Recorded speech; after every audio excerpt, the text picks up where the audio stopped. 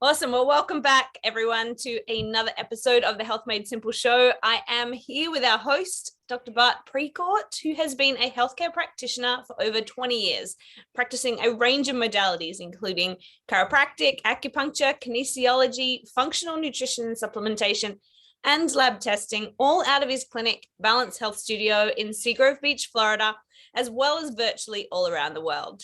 So he's also the founder of the Health Edge program, which is a cutting-edge health program for entrepreneurs and executives wanting to take their health to the next level. He's worked with athletes and celebrities all around the world. And tonight is going to kick us off with his clinical insights from what you've been doing this past week.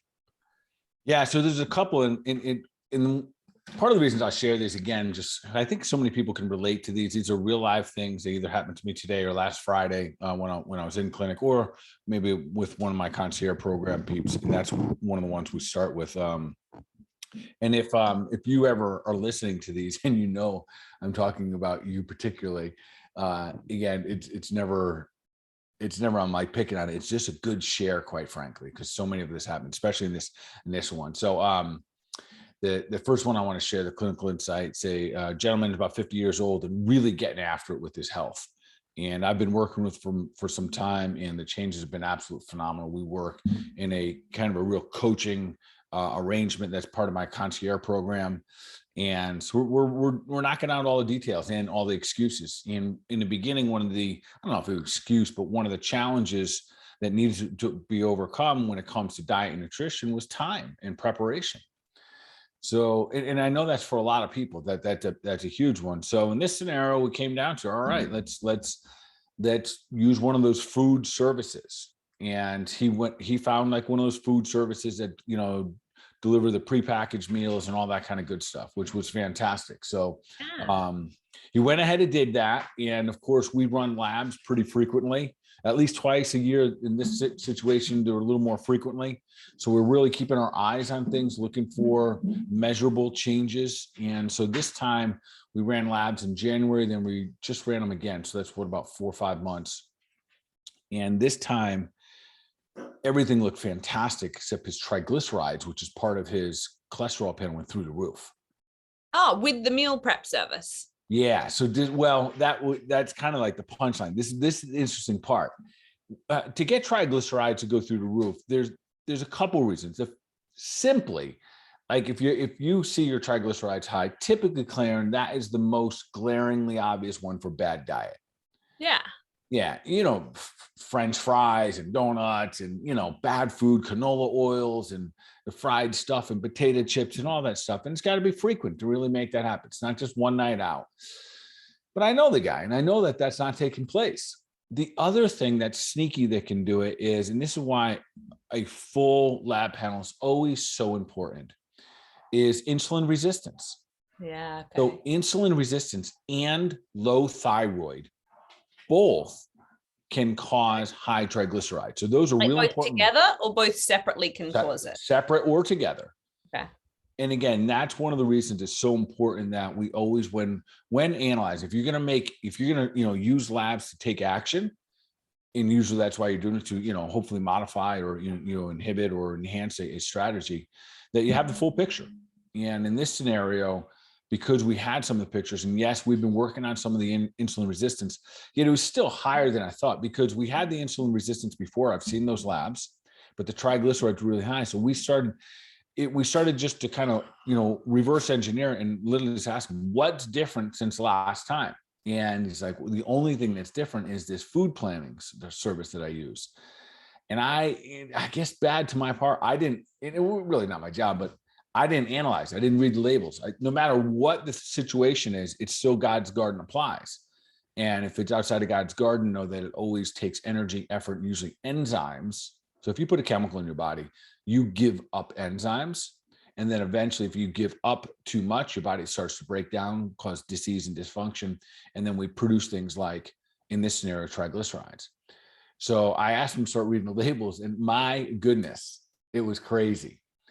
It was a big oversight. And also it's the reason I'm bringing this to, to our audience's, attention, is that it was marketed as low caloric, healthy foods.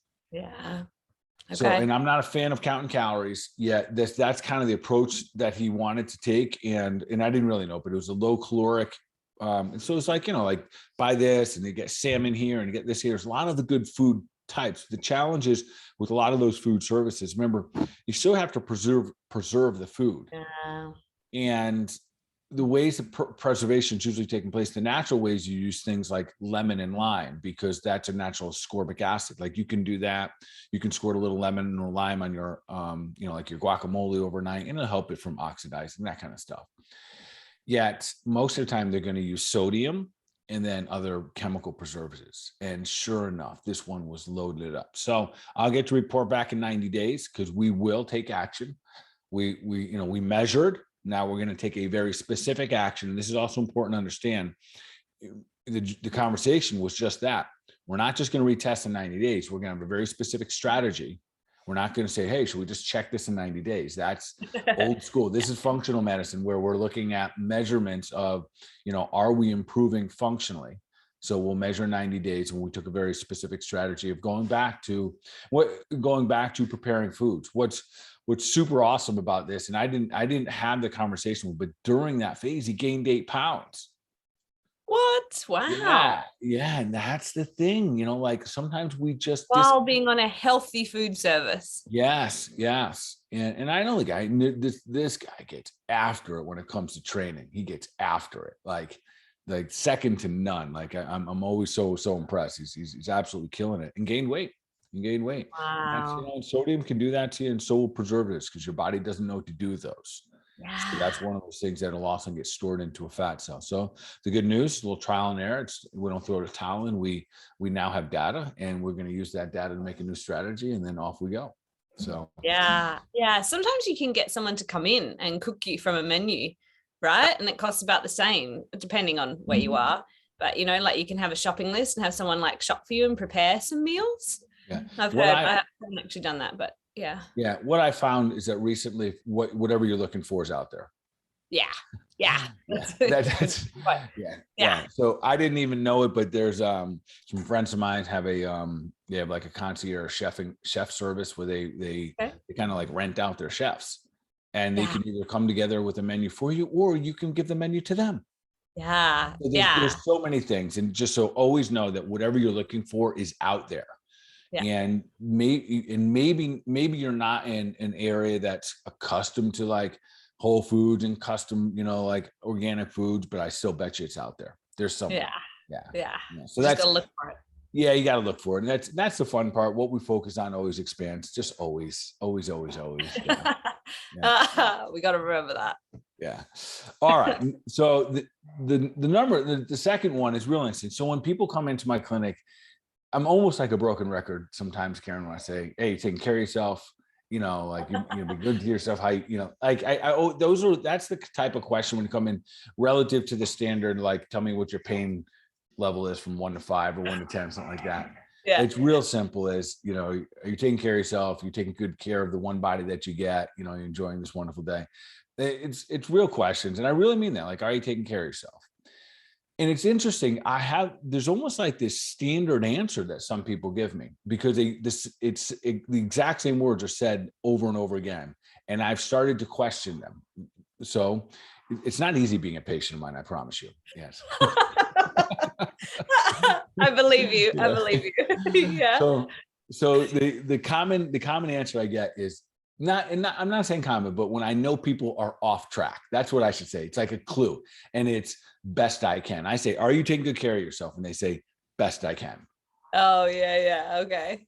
So I asked that, and 2 different times today, I said, describe what best I can means, so I can put it in, into, context here. So I understand where maybe the next words of encouragement or motivation I might need to come out of my mouth. So sure enough, the first one says, best I can, I've been traveling. You know how that goes. And I'm thinking to myself, yeah, I'm all right. I see where this is going. And I said, so does that mean you got derailed, fast food, lots of carbs and sugar? And the answer was no. I said, listen, I was with family. I still make the right choices. I still do salads and proteins.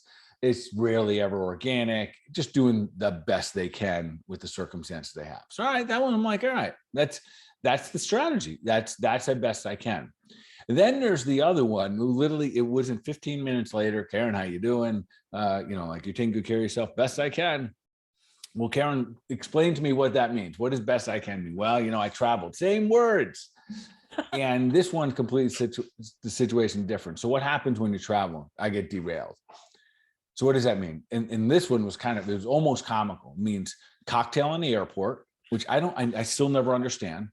I would be too nervous to have a cocktail in the airport because I would think that I would like skip or miss my flight or something like that. Miss your flight, yeah. Yeah, like not paying attention or something. So cocktail in the airport food. And then when hanging out with family and friends, wherever they traveled, this was a business environment or a business trip that she went on and literally eats and drinks, completely derails. And the bummer here is this. So when he comes back into my office, she had a sinus infection. So I'm going to talk about that in just a moment too. And she might say, I must have picked it up from someone that's on the plane. I could have let her off. Like I said, it's not easy being a patient of mine. And I said to her, I wonder if the other 100 people on that plane got sinus infections. Yeah. Do they all have sinus infections? And I have that relationship with most of my peeps. So I could say something like that. She's like, no, I know you're going to say this because I got myself run down. And I said, there's a good chance of that. You got yourself run down. And when you have alcohol and you have sugar and you have high carbohydrates, you're staying out late, you're literally not just reducing your immune response, you're shutting it down. And you're exposing yourself to all new environments, new bacteria, new viruses, and all that kind of stuff. So the vulnerability is super, super high when we travel. And then, of course, you get on a plane with a lot of other people who are similar in they're vulnerable as well. They're traveling. They're probably not sleeping as good, maybe a little more stressed. Yeah, change time zones, maybe. Yeah, it just kind of comes with the territory. So that was an interesting one, is the best I can. And here's interesting about this is that I encourage you to not let the environment dictate your actions, because the truth is that either way you do it, whether you kind of give in or you hold up, whichever one you do, the next time around, it's going to be easier to do that one again. Yeah. Yeah. You have some strategies for getting on a plane. And I really think when I've done a lot of really long haul flights because I live in the most isolated city in the world. And even though, sometimes you might want to I have big layovers, and it takes me 30 hours to get to some spots in the US from here, literally. But if you cannot drink and not eat airplane food, I think it's like part of my jet lag strategy. I almost never get jet lag. I literally can go 30 hours and not really experience any major jet lag. And I think it helps some of the things that you can do on the plane. That's a great strategy, and we're going to talk about water weight in just a moment. Yet, in almost all that airplane food, it's super high sodium. Yeah, it's really high sodium. Which means you retain water, which excess water is exhausting, and that's part of the jet lag. So it taps out the adrenals. So there's this whole sequence of events that takes place. But the key here is this: that whichever one you choose, it will be easier next time. So if it's hard to have a little bit of a discipline, maybe with family and friends you haven't seen in a while, and they're like, I'm good. I don't need a cocktail, or whatever it may be, right? Whatever is throwing you off your desired game plan, whatever that may be. If you have discipline here and then you have discipline there, it gets easier when you get back here and then when you go there. And that's the beauty of stepping into things instead of away from things. The moment we step into it, that's the nervousness, oh my goodness, I don't know if I can do this, or what if I don't do it and I fail a little bit. You find that the moment you step into this, goes for anything in life, that one little thing that we think is a little challenging, when we do it, we find it's not that hard. And then it's easier to to step into that the next time around. So for anyone out there that's, maybe your pattern, your habit is to travel and get derailed, or you go on vacation and it just means that you need a vacation from your vacation. You know how many times I hear that? So it doesn't have to be. Now, if you want it to be, awesome. But when you come back, in this situation, the one girl has a sinus infection, and we'll discuss that because that's coming up in a second anyways. Then you have a whole other series of questions and answers that you have to provide for yourself. And if it was inconvenient to make a decision about not having alcohol or bad foods or whatever, maybe because it was a little inconvenient to maybe, say no or prepare some food or go to a different restaurant, it's going to be the same thing later when you make a different decision. And it might seem harmless and it might seem very innocent when we're making one about an antibiotic use or, a sinus medication, but it's not always as innocent. So each decision kind of builds on top of the next. And being in healthcare, if I'm clear about something, that's one of the things, that each one of our decisions is building momentum, in one direction or another. Yeah, for sure. Love that. So true. And so interesting that everybody, says the same thing when they come in. I used to work with this, I can't remember what country he was from, and he was always really confused when people said not too bad. He'd only just come, I was in Canada, he'd only just come to Canada, and he'd say, how are you? And everybody would be like, not too bad. And how he translated in his mind was like almost death. Like, I'm almost dying. I'm just like not too dying or something, like the way he translated at the beginning. And one day he said to me, he's like, is everybody okay? Like, everyone's answering me not too bad. Like, what does that mean? He was so confused by that. Was like the standard answer from everyone in the office. Not too bad. Not too bad. Yeah. And the words we use become so powerful. Yeah, it's interesting. Yeah, it's really interesting because it just falls in line. If you start to use really good words, again, it's almost like what we focus on expands. The words kind of expand our experience anyways. So, which, when someone says, how you doing? You really should say fantastic, great, awesome. That should be the explanation, because the fact that we're living and breathing, that's enough to say we're fantastic, awesome, great. So very true. Awesome. Cool. Should we, did you have another one, or should we move on to the question? Yeah, I told you I had several. I got many. Yeah. So I got another one. It's kind of interesting as well. And this one's a little bit, so the last one is really about making sure that you're paying attention to your environment, and if that dictates what you're going to do. And this is a little bit different. So this is a 58-year-old female who has parasites. Oh, okay. And so she came in and told me, so I have parasites, or I'm dealing with parasites. What can I do about it? So I gave her a protocol, and I use a wonderful protocol. And it's often, for a lot of parasite cases, it's a lot easier than people think. I use one product called Wormwood Complex, and it has 3 primary ones. It's black walnut, a little bit of clove, and then the wormwood complex itself, the wormwood herb itself. Phenomenal. And there's great research, and the fact that we use all 3 of those together really does a great job at killing off these parasites. And you pulse dose it, meaning you go on for like 10 days, come off it for 10, and then back on. And that way you're trying to take care of some of the eggs and the larvae that are hanging around. I know this is like really not fun conversations, but we all have parasites. Real life. Yeah. Yeah. It's real life. We all have them. If you've never done a parasite cleanse, what I'm talking about right now is probably one of the easiest, and it's very effective. Sometimes you have to do them longer and deeper, depending on the level of dysfunction in your gut. And that's a lot of what will be taking place. Yet you will get success in doing this once or twice a year over the course of, really, it's like a 30-day protocol. And really, when I say it's 30 days, it's really only a 20-day protocol. So you go 10 on, 10 off, 10 on. And then I use one other that goes with it. So what's important here is you don't just kill them. You have to be able to clean them out. So there's an enzyme that I use there. It's called Zymax. And Zymax, essentially, it ingests insect parts. That's really what it does. Oh, okay. So it binds to them, and then you can get them out of your body, because otherwise that can cause debris as well. So with that being said, so this woman comes in, and we've dealt with some things already, some successes, some not such good successes, and mostly because some of the lack of success, she hasn't really made any changes to her diet. There's still a lot of gut issues, but no dietary changes. Just it's taking hard with the gut. Yeah, it is. And I understand. So Karen, like, there's gut issues are so clear now to me that where we got to start with them. And when we heal them, your life changes. It's beautiful. It's not as hard as people think. Yet sometimes I have people that literally, I know they're not changing their diet yet. I always hold the space that they will. Yet sometimes I know they won't. They have to see some evidence, or they have to keep burning everything else up before they literally get down to that and change. Because the food for so many people is such an emotional thing. Anyways, so 58-year-old female, and she has a parasite. She put her on a protocol. About day 4, she got a skin rash.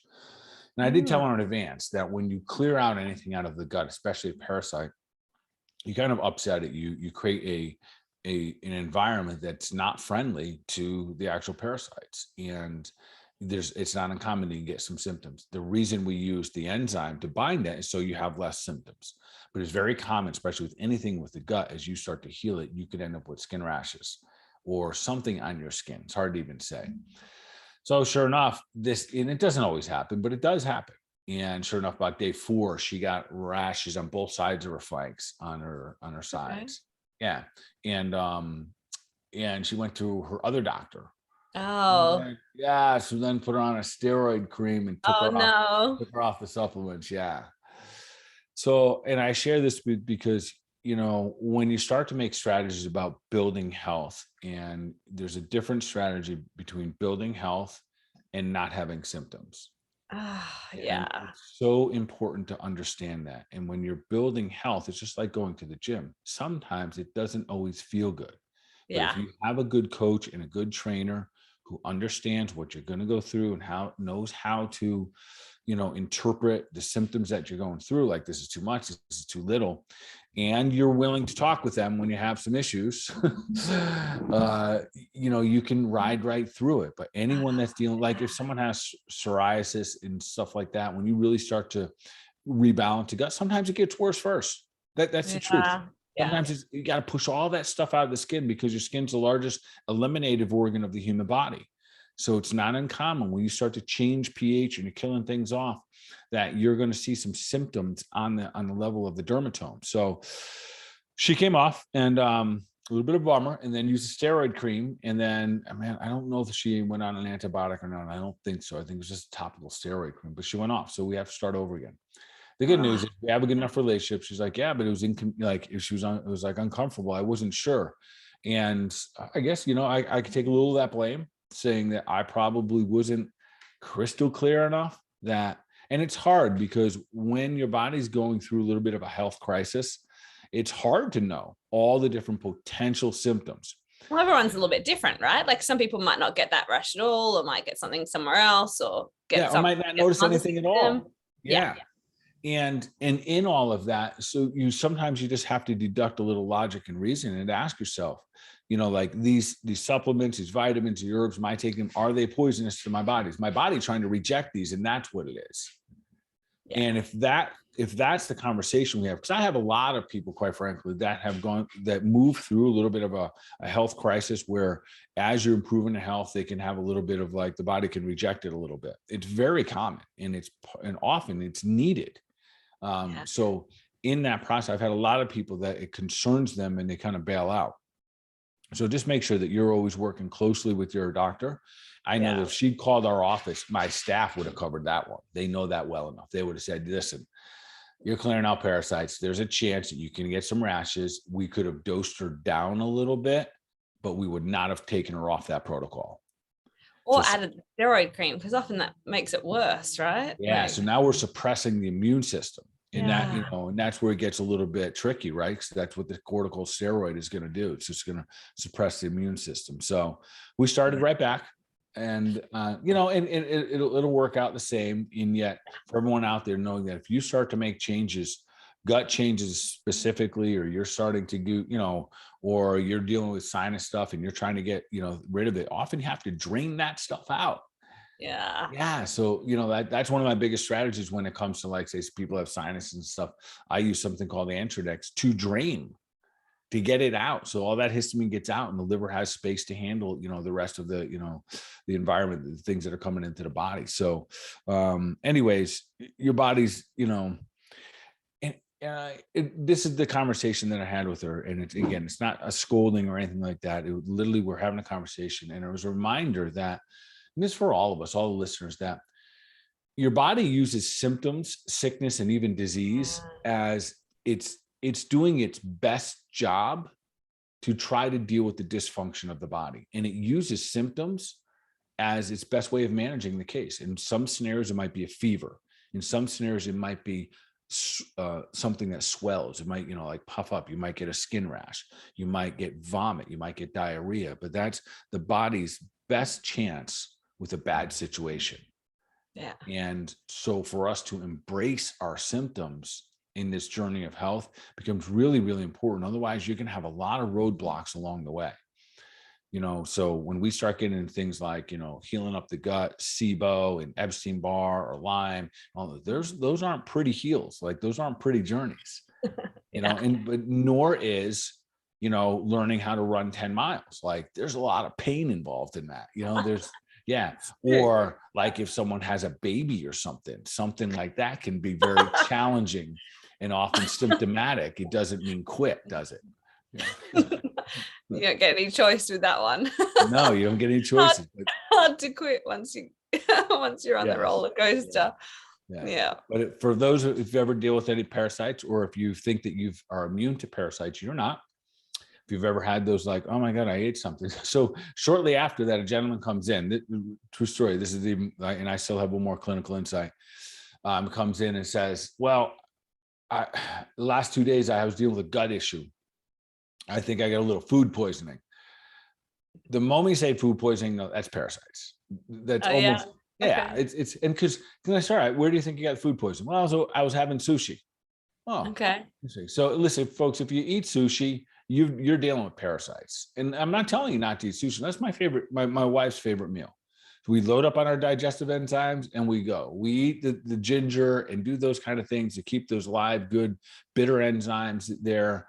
Be careful of all the other junk you put in there. So, and it's really interesting, something like sushi, it seems so innocent because a lot of people think sushi is a healthy alternative. And without going into too much detail, whether or not what that food is, that fish is really actually what they're saying that is, that's a good Google right there to find out how much of the sushi food is really the foods they claim it is. But nonetheless. If you ever go to Japan though, tell Kelly I've got the best sushi restaurant ever that is like an experience. Is that right? Yeah. So we love it. We love, and it's part of God's garden and everything. The challenge that I find, the biggest challenge with anyone eating out sushi is the soy sauces there. Yeah. And those soy sauces they also won't let you, like if the really like high-end restaurants in Japan, they won't let you put anything on it. Like they put everything on it, each piece, and you can't touch it. Like there's no like extra things you could add. Like they put how much wasabi and things on and they grate it, Anyway, sorry, I get excited about good sushi. But yes. Yeah, but those are subtleties that we think we're doing something really good, but there's a subtlety of just using that little bit of soy sauce, which is a high fructose corn syrup with MSG, with gluten. Like it is it is one of the worst things, that soy sauce that we have at those restaurants. It's some of the worst. Yeah, it's not really good stuff. I stopped using it years ago, and now I still enjoy my sushi experience. I just don't use the soy sauce. Yeah. Okay. All right. This is my last but not least clinical insight, and we'll get into some of the questions for the night. So, 26-year-old female, and this I said we had a sinus infection. She had a sinus infection, and then she got an antibiotic. Okay. Shortly after that, what do you think happened, especially for my females? It's not uncommon. 6 weeks later, she has a UTI. Oh, yeah. Okay. Yeah. So now she goes for another antibiotic. And then since then, Karen, this has just snowballed into such a train wreck. All of a sudden, this pretty young girl, now all kinds of acne. Wow. Yeah. Gosh. And like bloating and all that discomfort. And the poor girl is just beside herself. And coupled with all that, massive brain fog. Yeah. Wow. Yeah. And so all of these things happen. And I understand, yet the question really has to be, are you really just inconvenienced by your symptoms, or are you sick? And we have to start to having some kind of like standard of when we're just going to go and take a drug that interferes with human function. Yeah. I know I talk about antibiotics a lot on here on our show, but as someone out here doing functional medicine, as a clinician for the last 25 years, anyone who's been doing anything close to this type of work will tell you it's probably the single most abused thing that's taking place that's disrupting people's health. Yeah. And at the same time, here's equally a bummer. I'm not saying antibiotics are bad. Antibiotics using for convenience, super bad for us. The bummer is then these same individuals, when they go and need one in a life or death situation, like a snake bit you or something, something that's terrible, not an inconvenient sinus infection, not like my throat hurts a little bit and I got a trip coming up, not that. if that's a standard, then you're going to be on antibiotics all the time. And unfortunately, that's what's taking place here.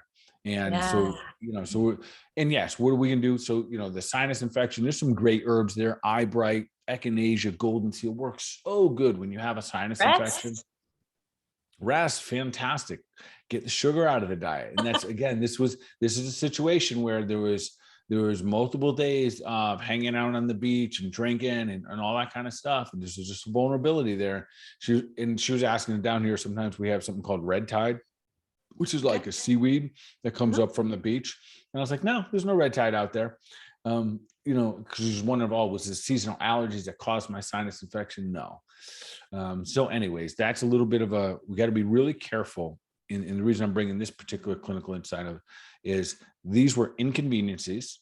They were not sicknesses. They were inconvenient that your body was responding to your environment that you put it in.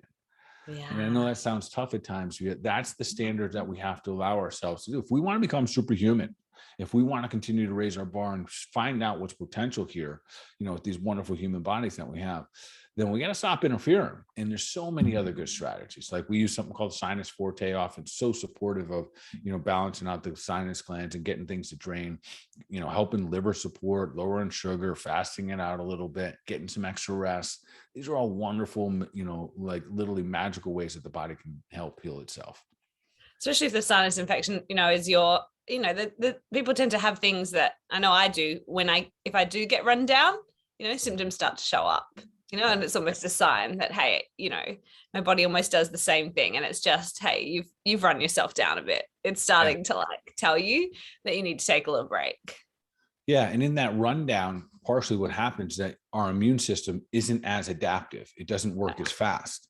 So the bad guys get in. It's like guys getting over the wall, like they're like trying to get into your castle, and they're getting over the wall here and there. And then once they get in there, they're wreaking havoc. So then your body has a backup system called histamine. And that is part of the immune system. And it's going to make you tired. It's going to make you drowsy. And it's going to swell you up. It might even give you a headache if it gets into your sinuses. But that's the backup system. Yeah. So no, for sure. And is there a point though, with something like a UTI that antibiotics would be a good idea? Is it after you've tried something else? So I think a bare minimum would always be an and. Yeah. So if in the event that you are using an antibiotic, I think that you already have to have a strategy in play that you are going to help the microbiome and be very specific, and not just for like that day or two of the 6 days you're on the antibiotic, knowing that disruption in the microbiome, you've got about an 8-week window that you've really got to nurture it and really plant that garden back. And because that's really, Karen, it's usually not for 6 to 8 weeks after antibiotic use where the dysfunction is high enough, where the dysbiosis in the gut, it's almost like the weeds have overtaken the yard.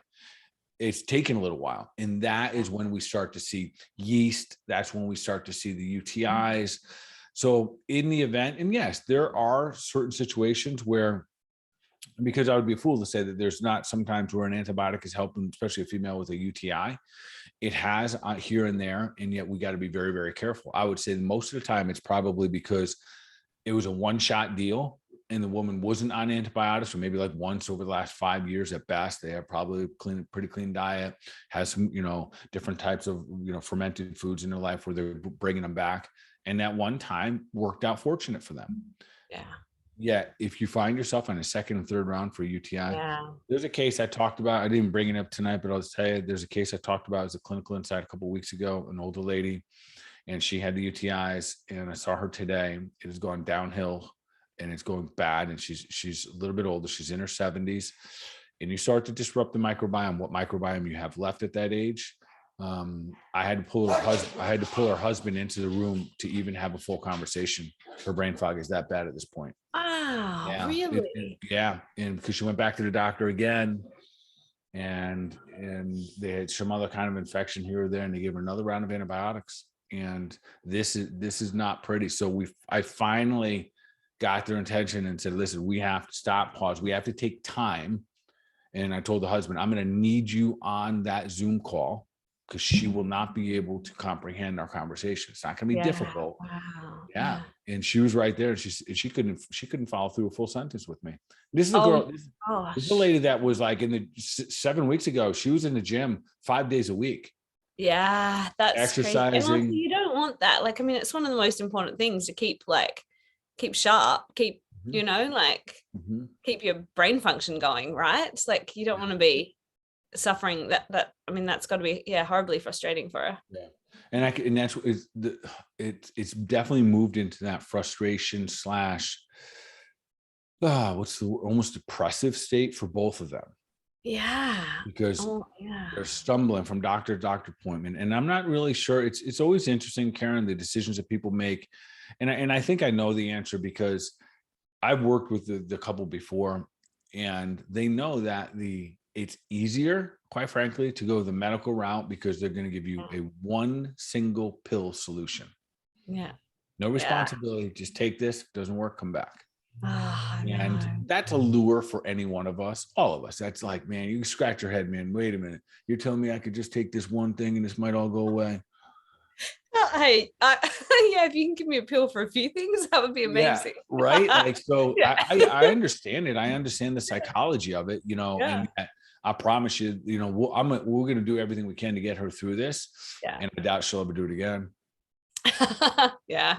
I'm just guessing. Yep. Totally. Oh my gosh.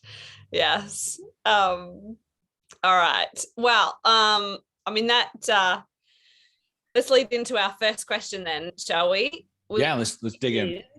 Yeah, which is about water weight. What causes weight? What actually is water weight? What are we talking about there? People say it.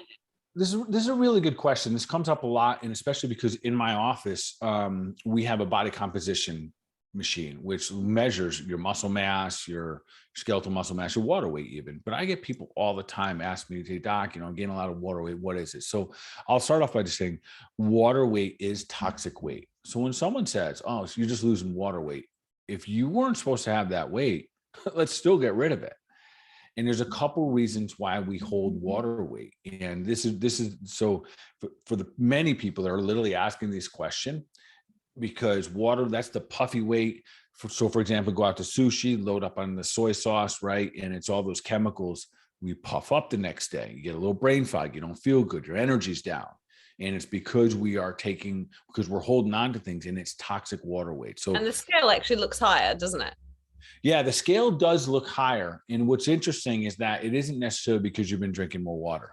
And that's what I want to, I want to be crystal clear tonight that you won't hold more water because you drink more water. Yeah, water won't cause water weight. No, that is not it. And unfortunately, I have seen people say, I don't drink water anymore because I'm gaining weight every time I drink water. Well, there's an underlying issue. We have to get to that root cause. So there are a couple root causes here. So root/common cause. Number one is carbohydrates. We think it's always sodium, and sodium is part of it. Carbohydrates hold more water than salt does. Okay. So if you have, a fair amount of carbohydrates in your diet, let's just say you're still eating bread or gluten, or you're having pasta at night, or whatever it may be, if you're eating carbs, especially the simple carbohydrates, and those really ones, I'm not really talking about like broccoli and cauliflower. Right? Yeah, they're not really gonna. I'm talking about the breads and the pastas and muffins and the crackers and all that fun stuff. Donuts, yes, French fries, all the yummy stuff. If you're eating that, those carbs will hold water. So that is one of the first reasons that we'll see when people, go on a cleanse, or that they'll start to lose water weight, which is good. It's not necessarily coming out of the fat cell, but it's coming out of the rest of the body, the intercellular area. And if you can get that out, fantastic, because any excess weight in the human body is not necessarily good weight. So high carbs is good. Sodium, high carbs is not good. High carbs is one of the causes that, and it's probably the most common across the board that we'll see. And people, it's always fascinating to me that they don't often link it. They'll say, "Doc, it's swelling up." Like I'll see the rings around my socks, or last night, I woke up this morning, I was swollen. I couldn't put my rings on. Oh, wow. And their first thing is sodium. Okay. And sodium will do this as well. Like if you have where there's using sodium, not necessarily sea salt.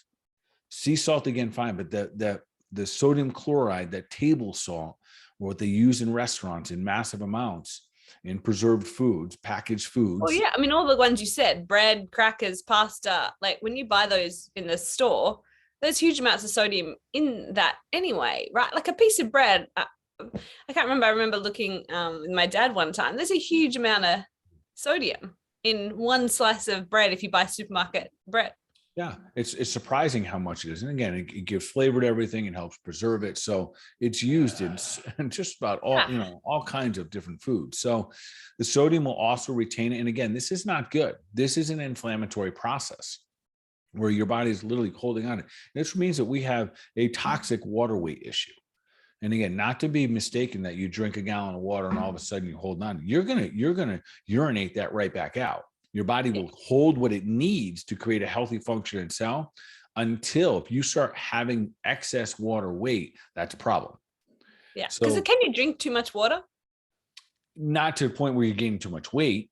Yeah. You like, yeah, could someone potentially drink too much water? They would have to be defying what their body is saying, quite frankly. Like completely ignoring the fact that their kidneys are hurting or just something like that, or they're bloating massively. But you really can't. It'd be very difficult. It'd be very difficult. And I know there's some people out there say, well, you flush out your minerals. Yes, you do. And that's why you eat lots of veggies and eat from God's garden. And maybe you take some trace minerals. Yes, you certainly do flush things out, but we're better off right now focusing on drainage, like getting things out of our body, than thinking about, well, I don't want to lose too many of my minerals. It is much better idea to create a strategy where we're just flushing and flushing and flushing. So, and again, I know I brought it up last week, and I don't mean to get distracted again here on intake forms today. Multiple times when I say how much water consumption in a day, they write not enough, 16 ounces. And I have to start there. There's so much of a health mountain to climb if you are not hydrated. And I don't care if you're talking about thyroid function or losing weight or arthritis type stuff. You've got to be able to clean your body out. So, all right. And then, so another common cause is stress. And this is an interesting thing when it comes to water weight. Water weight. Yeah. So there's a couple kind of interesting things here. So stress, we often produce a hormone called cortisol. And so really what causes the water weight gain is the insulin. So when we produce cortisol, we tell our liver to release a little bit of sugar, and then it creates a response from the pancreas to release insulin. So insulin will also be another reason you're holding on to water weight. And that's what we see a lot in the diabetics. Okay. Like in diabetes type 2. But we can see this on a micro level as well, like on an individual, like carbohydrates, sugar, stress, poor sleep. That's the recipe, that a disastrous recipe, gaining weight. And that's also where we can see people that rest well, stop eating, an hour or two before bed. They don't have that late night snack. They don't have that carbohydrate before bed. All of a sudden, don't make huge changes, but start to lose weight because they become better sleepers. Yes. Yeah. So it's really, really fascinating. And it's also the reason. So in the keto diet, Karen, one of the first symptoms that people have the moment they start keto, I think it's the first symptom you're going to have in 24 hours is you start to pee a lot. Okay. Because you don't have the carbs to hold the water. That's it. So, and it's wonderful. And so you got to stay hydrated. So now you're drinking more water, losing weight. Yeah. And some people say, was that just water weight? It was water weight. It was the water you weren't supposed to have in your body because it's being held on by inflammatory things. So is when you lose weight, is that first bit you lose always water weight? Typically that'll go, because to lose weight, we have to essentially get rid of inflammation. If you're staying inflamed, very difficult to lose weight. Yeah. So often we have to decrease the inflammatory process.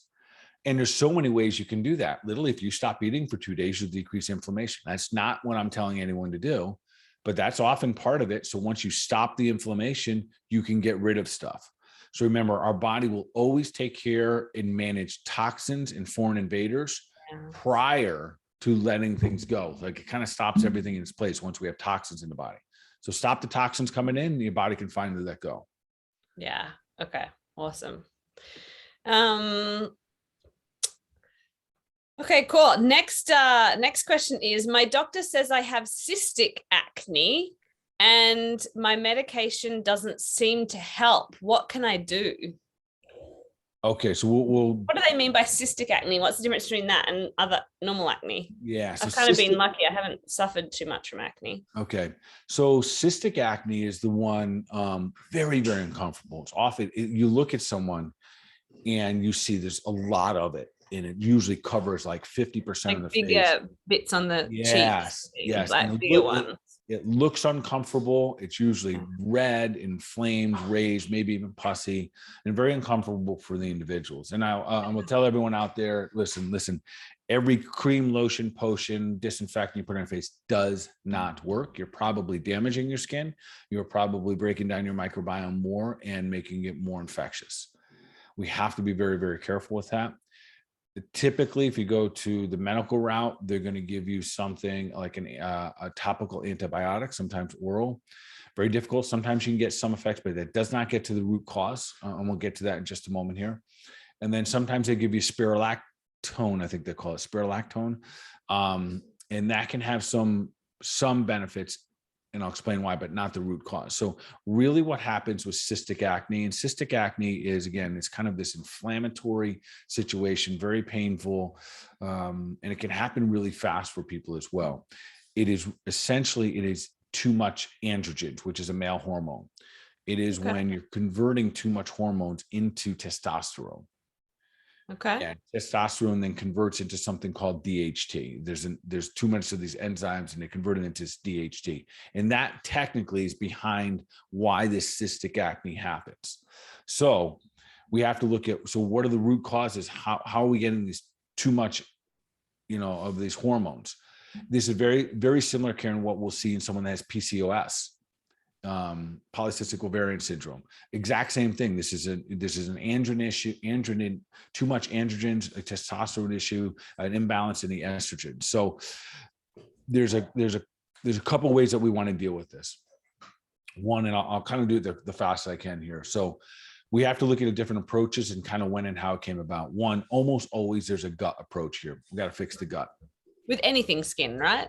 Really anything skin, we'd be silly not to address the gut. Yeah. Specifically, immediately come off of gluten and dairy. Okay.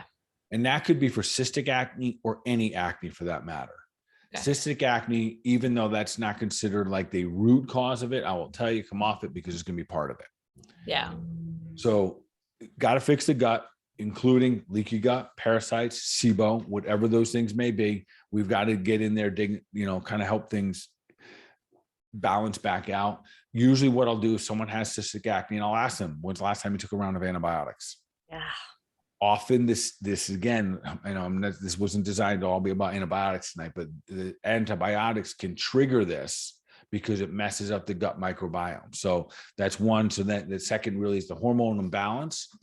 And that is really too much. It's excess androgens. Now, here's the interesting thing about this. So what is the root cause of these androgens, these male hormones? And that's where you can see like excess hair starting to grow. So there'd be some writing could be on the wall here. And typically here, it's insulin. Oh, okay. Yeah, or insulin resistance. So once we have that insulin resistance, we create that stress essentially in the body. That's when we start to see the androgens start to become excessive in the body. So here, I'm going to get to how we fix this in just a moment. It's pretty cool. So that's another part. And then food sensitivities are always a possibility. So we see skin, we're thinking gut. So there we may have to do a deeper dive and look at food sensitivities, and sometimes elimination. Typically, I always start with the most pro-inflammatory. Those are like the nightshades, or really I always start with gluten and dairy. Those got to go. And then, in a good conversation, I'm looking for consistencies of food or something that has happened about the same time that the acne happened. Usually you're going to see a sequence of events take place. If it is a food sensitivity or allergy, somewhere you started that food, it came into your diet or into your life, and somewhere in that 4 to 8 week period afterwards, now all of a sudden your body is expressing it. So let's unravel this one and talk about how do we fix this. So here's how wonderful it is. So if you know anyone that's dealing with cystic acne, the reason everyone thinks it's so challenging is they're trying to fix it from the outside, Karen. They're trying to push Always stuff on almost with skin. always, People always. always want to fix it from the Always. outside first. Here's a good cream, another whatever. Yeah. And trust me, there's not a guy or girl out there that's dealing with cystic acne that isn't washing their face. Like that's not the issue. Oh, yeah. It's really, really not.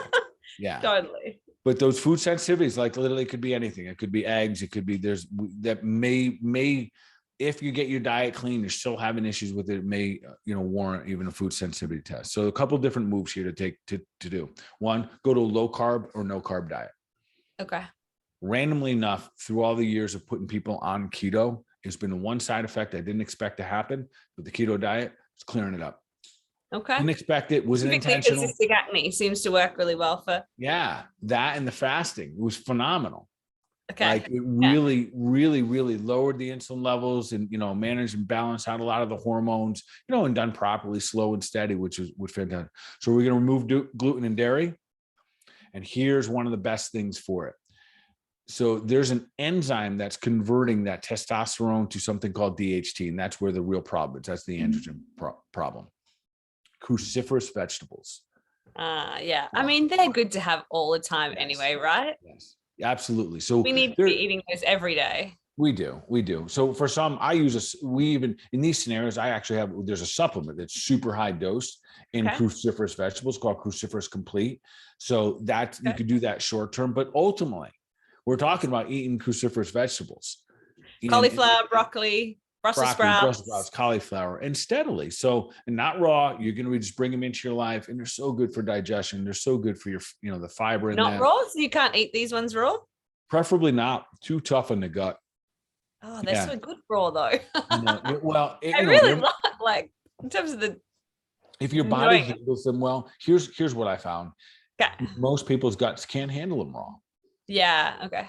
Because your body does have to then break down some of the enzymes that those vegetables have on them. And we can as humans when we're good and our bodies are strong and our guts are strong. But when they're not, your body will almost reject it, almost like it's in a fist fight with it, because the plants do have their own enzymes and their chemicals that they're trying to make it so people don't like them. Yeah. So always just be mindful of raw and then how we feel afterwards. Like, are you bloating much? Like, we're just paying attention there. So eat lots of cruciferous vegetables, low carb diet. Key is the low carb diet. Absolutely. You got to fix the gut. I typically use a digestive enzyme, something called Zypan. So we make sure that everything that's going in the body is being digested properly. So that's a super, super important one. And then knowing Zypan is before eating, like you take that before a meal. Correct. And the idea there is that we are going to make sure that the stomach has plenty of strong acid. Okay. So when we eat something, we drop it down in there and the body can dissolve and break it down properly. Okay. And once the digestive system is beat up or the pH has started to change, and we'll see that with prolonged stresses, we see that with chemicals, and here's why a clean diet is so important.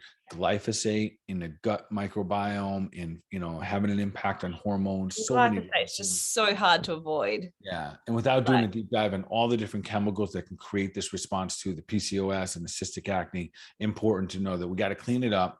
I do like the keto diet in this scenario, but get with someone that understands how to walk you through it. Incorporating the keto diet, a little bit of intermittent fasting, usually a very, very effective strategy here. Yeah, love it. Awesome. And then one last note, it is very common that people that have acne in general, cystic acne or even regular acne, are low in B vitamins. Wow, really? Okay. Yeah. So there's two specifically, B5 and biotin. So B5, I think it's called pantothenic acid. And again, I like getting it in a full, like if you eat liver or organ meats, you'll get all of them. You'll get biotin. So that's really what I suggest. So there are times I use biotin by itself, but that's in very, very rare case, not in rare case, but less frequently, but I always add the other B vitamins. So it's almost like I'm doubling down on biotin and I'm adding the other B vitamins because we still want that complex there so we don't create any deficiencies or imbalances. So B vitamins, if you're dealing with acne, most likely there is a history of insulin and there's carbohydrate intake. And when you have carbohydrates, you deplete your B vitamins even faster than normal. Yeah. Okay. Awesome. Okay. Well, we talked about lots of different things tonight. So what's going to be our one action that listeners take to move them towards their goal of becoming superhuman? the words stand your ground. And I think, stand your ground when it comes to your health. And there's going to be like things that are going to pull us out of the way. Inconvenience is going to do it. Like that's one of the things, or symptoms could do it, but stand your ground. And I'm not saying be foolish about it, but have a team, have a strategy, have a coach, have a doctor, have someone that understands you, your body, and your health, and make sure you're giving them the full story, but stand your ground so you can move into that next level. Love it. Awesome. Well, thanks everyone for tuning in. We are going to be back same time, same place next week for another episode of the Health Made Simple show. And of course, we love and appreciate every one of you. Keep doing a thing, keep sharing it out, keep spreading the love. And of course, continue to take deliberate action for your mind, your body, your overall wellness. Y'all be awesome.